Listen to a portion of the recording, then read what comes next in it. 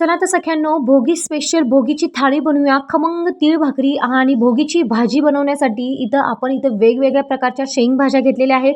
ह्या शेंगभाज्या निवडून घ्यायच्या, कट करून घ्यायच्या, छान पाण्यामध्ये टाकायच्या आणि त्यानंतर थोडंसं मीठ टाकून ह्या भाज्या सगळ्या उकडून घ्यायच्या आहेत. त्यानंतर इथं मसाले तयार करून घ्यायचे. मसाले वेगवेगळे प्रकारचे इथे घेतलेले आहेत. तर त्या मसाले छान भाजून आपण मिक्सरला बारीक करून घ्यायचं आहे. त्यानंतर आपण इथं भाज्या उकडून घेतलेल्या आहेत. कढईमध्ये तेल टाकायचं, कांदा, टोमॅटो, वेगवेगळे प्रकारचे मसाले टाकायचे, उकडलेल्या ह्या भाज्या टाकायच्या आणि त्यानंतर मसाले टाकून ही तर्रीदार एकदम चमचमीत अशी भाजी बनवून घ्यायची. त्यानंतर इथं आपण तीळ भाकरी बनवणार आहोत.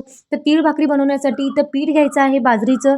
त्यामध्ये थोडंसं मीठ टाकून आपण छान पीठ मर्दून घ्यायचं आहे. छोटासा गोळा काढून थोडंसं तीळ भुरभुरून ही भाकरी थापून छान खमंग आपण ही भाकरी भाजून घ्यायची आहे.